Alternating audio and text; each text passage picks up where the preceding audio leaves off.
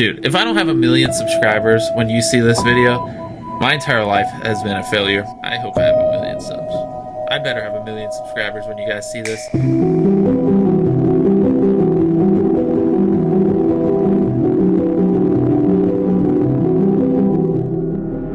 In some of my videos, I've literally given away over $1 million. So a lot of people think that I just came up in a rich household and I'm a trust fund baby. I get called that a lot. In reality, my mom was in the military. She was a single mom and she worked a lot. What's up, guys? What's up, guys? What's up, guys? I basically did YouTube videos for years without making any money. When I first started, the videos were horrible, and then they slowly got less and less horrible throughout the years. Even then, when I was making money the first few years, it was nothing. It was scraps. You grind, and you grind, and you grind, year after year after year after year. It definitely does hit you, but I had more reasons than just wanting to be famous or just wanting money. Anything you can fit in this mysterious circle, we'll pay for. Thank you so much. Dude, that's awesome. We ain't never had nobody bless us like this. As selfish as it sounds, I like helping people because it just makes me happy. I like seeing their faces light up. I like seeing how excited they get. Nothing is more entertaining than just seeing someone just go from like having a rough day to just going like, what? Genuinely, from the bottom of my heart, thank you. Thank you. Aww. It's just what I loved. It literally is what makes me happy. I was really shy, especially when I was younger. I really didn't like being around people. Just thinking about possibly being a YouTuber one day was enough to keep me happy. I wanted U's brand to allow me to help people. I was like, I think I just cracked the code. Yeah, at the end of the day, I'm just kind of selfish. Giving people money makes me happy, you know?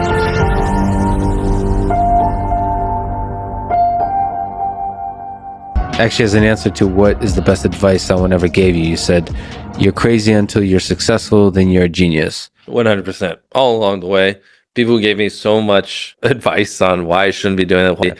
Every step of the way, people wanted to tell me why I shouldn't be doing this and should get a life, should stop being too obsessed, everything under the book. And then once I'm successful, those same people are like, dang, you're a genius. Yeah. Wow, you really pulled that off. I just watch it, honestly, and I just like, if there's ever a moment where I'm even slightly bored, I'm like, cut it. And if there's something where I'm not just like, wow, you know, like the whole time, then it's like, don't upload it. It's not good. If I'm not creating, then I don't feel fulfilled. I don't feel like I'm progressing, then I feel like I'm wasting my time. My well of knowledge needs to constantly be expanding so I have more things to draw inspiration from our ideas. If not, you're gonna get the same ideas over and over again.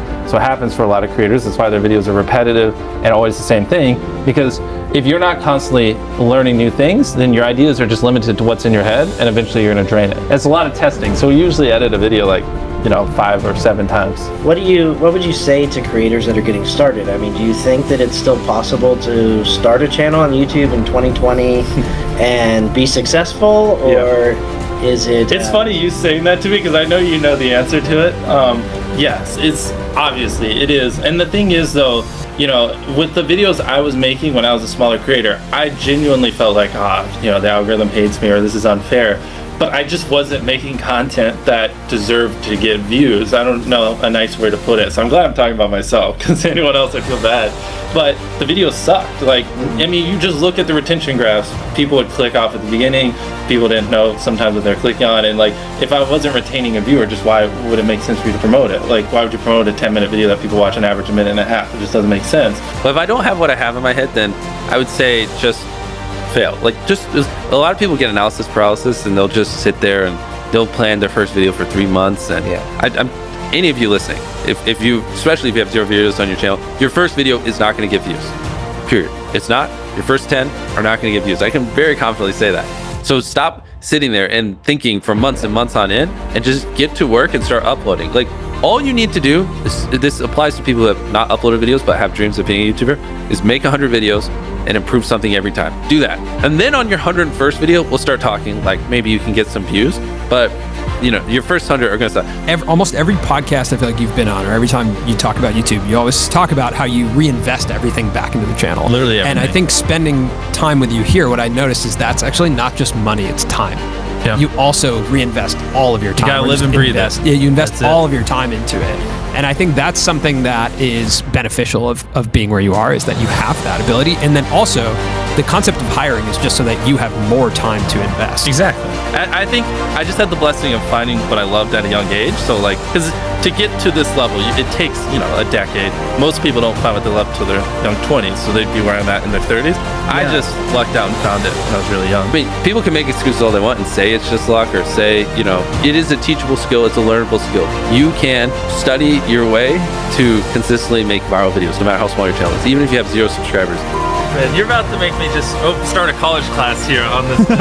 So essentially, yes, at the end of the day, if you boil it down, what YouTube wants is they want people to click on a video and they want to watch it. Like, at its core, that's what it is. Now, you can like draw little lines and go as deep as you want into how to get people to click and to how to get people to watch. I mean, essentially, by studying the algorithm, you'll learn that you're more studying human psychology, right? What do humans want to watch? What do they find enjoying? Not because anytime you say the word algorithm, just replace it with audience, and it works perfectly. Like, the algorithm didn't like that video. No, the audience didn't like that video. Because literally that's it. If people are clicking and watching, then it gets promoted more, and that's literally all the algorithm does, is reflect what the people want to a T. And if you deny that, you just make terrible videos and are trying to find a scapegoat. Like, I mean, there's a reason everyone loves YouTube and spends hours every single day on it. I'm just stubborn, man. I just never give up. I mean, there's no world where I ever would have quit. When I was 11, I just said, I'm going to be a YouTuber, I'm going to die trying, and I meant it. And there was like, even if no one still watches my videos to this day, I would still be going. And so people hate it, but I'm just the most competitive, stubborn person you'll ever meet, and I just never give up. I'm 26 now. I can't really remember life before YouTube. Like, my earliest memories are basically when I started making videos. Jimmy, we've really just only met, and you are already, to me, a bit of a Rubik's Cube. Okay. In so many ways. And I've been trying to piece the pieces together to understand the uniqueness of you, because you're so unbelievably unique. We just drove over here in the car, and hearing you speak about the way that you view life, and speaking to you yesterday on the phone, I've interviewed hundreds and hundreds of people, and I've never ever met someone who has the perspective on life that you have. You are truly unique. What do I need to understand about your earliest years to understand who you are? Oh boy. Yeah, my earliest years, I'm just stubborn, man. I just never give up. I mean, there's no world where I ever would have quit. I mean, if we're just jumping right into it, it's there's no intro or anything, just boom. That's how you hold people. When I was 11, I just said, I'm going to be a YouTuber, I'm going to die trying, and I meant it. And there was like, even if no one still watches my videos to this day, I would still be going. And so people hate it, but I'm just the most competitive, stubborn person you'll ever meet, and I just never give up. And where did that come from? I have no idea, to be honest. Honestly, it feels like it was just in my DNA, in my bloodstream.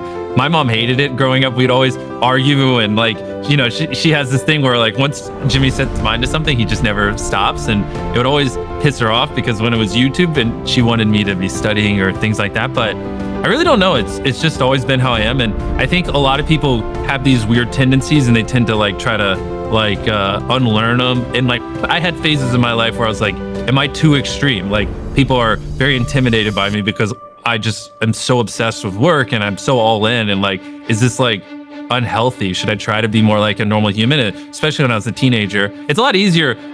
It's funny when you're making lots of money, it's like admirable, it's respectable. It's like, look, those are traits we want.